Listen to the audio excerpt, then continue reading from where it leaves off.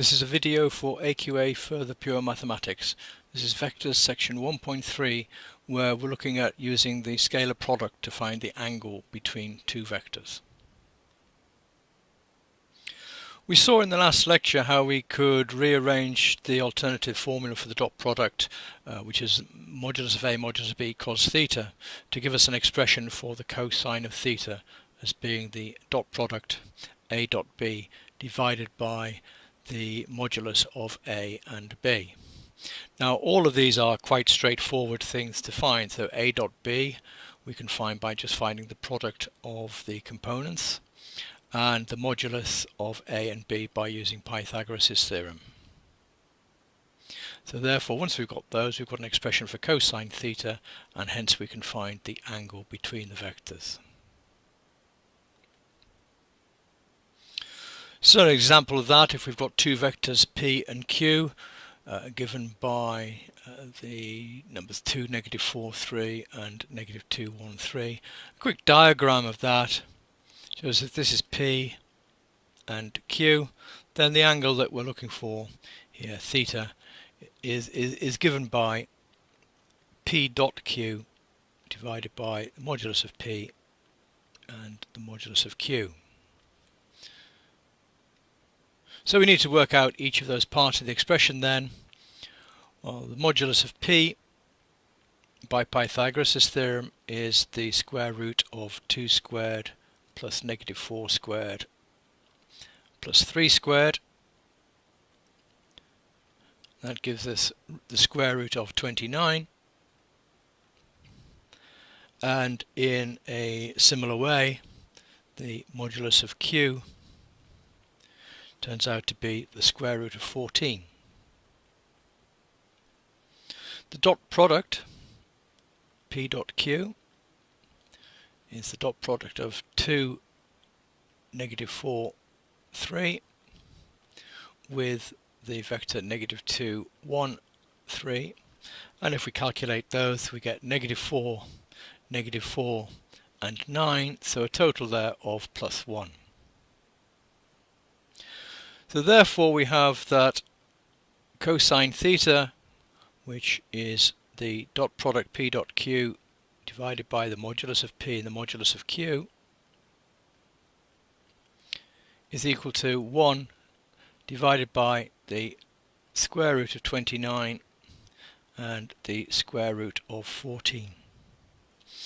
So therefore theta is cos inverse, cos to the -1 of that expression, 1 over root 29 and root 14, which is something which is easily done on your calculator, and to 1 decimal place turns out to be 87.2 degrees.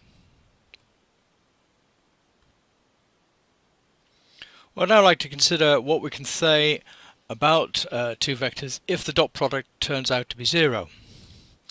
Well, remember that we have that the cosine of the angle is A dot B divided by mod A mod B, and therefore we can say that as long as A and B are not equal to 0 vectors, in other words they have got some length, so the modulus of A and the modulus of B, so mod A and mod B, are both greater than 0, then we can say therefore if A dot B is equal to 0, we have that cosine theta must be equal to 0.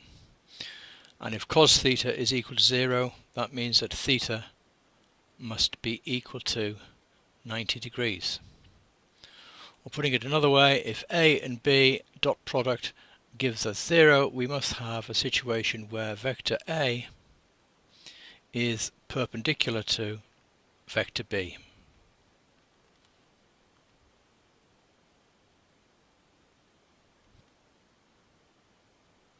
I'd just like you to pause the video for a second or two and just calculate this for yourself to work out which one of these is not perpendicular to A.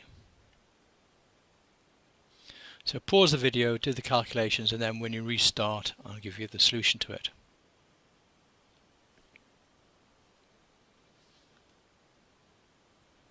Well, of course, to do this, what we're looking at is the dot product, and all of the dot products give 0 apart from the one which is 2, -1, -3, dot product with 5, -1, 3, and that gives a total of 10 plus 1 minus 9, so is equal to 2, and therefore those two vectors are not perpendicular to each other.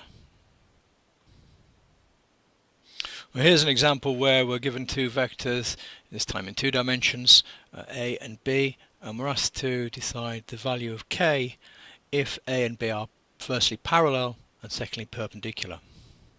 Well, parallel we considered in an earlier video, and we said that if two vectors are parallel, then they must be multiples of each other. So here we'd have that A must be some multiple, let's call it m, times b. So we can write down an expression for that which says that -2, 3 must be equal to m multiplied by 1k.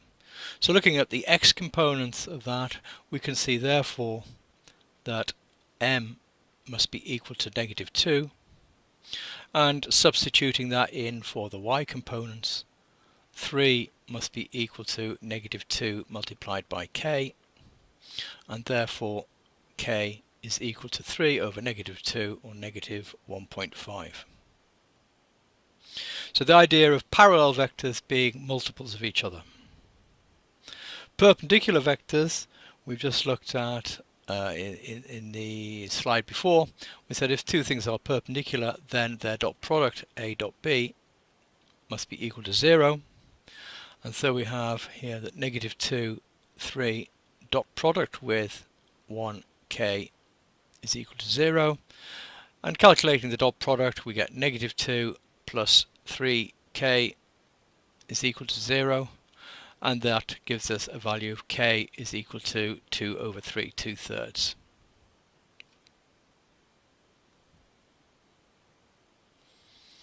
Well, in this example we're given 3 points and asked to show that the angle ABC given from those points is a right angle. So we just draw a quick diagram of that. If we have A and B and then C down here, we're trying to show that the angle described here is equal to 90 degrees. That's what we need to show. So we'd have to have the dot product of BC and BA equal to 0. So if we can show that the dot product is equal to 0, then we can show that theta is 90 degrees. So this comes down to showing that the dot product BA dotted with BC is equal to 0, and that I'll consider on the next slide. So these are our values on our diagram now, A, B and C. Well, firstly let's take the vector BA. So BA, remember, is going to be the position vector of A minus the position vector of B. So that is 2, 3, -2 minus 3, 1, -1, which is equal to -1, 2 and -1.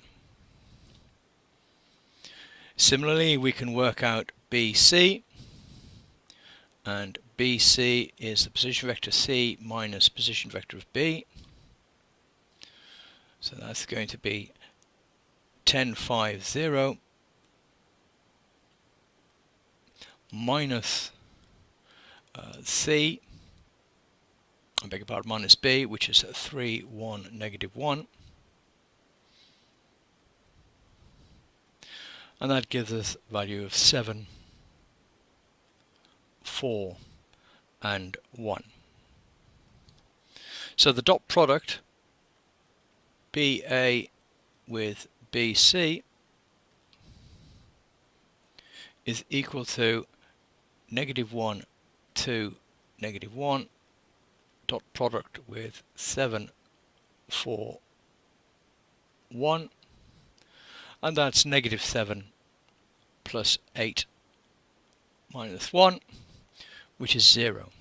So the fact that the dot product BA dotted with BC is equal to 0 implies that the angle ABC is equal to 0. Sorry, the cosine of the angle is 0, and therefore the angle itself, of course, is 90 degrees. It's a right angle.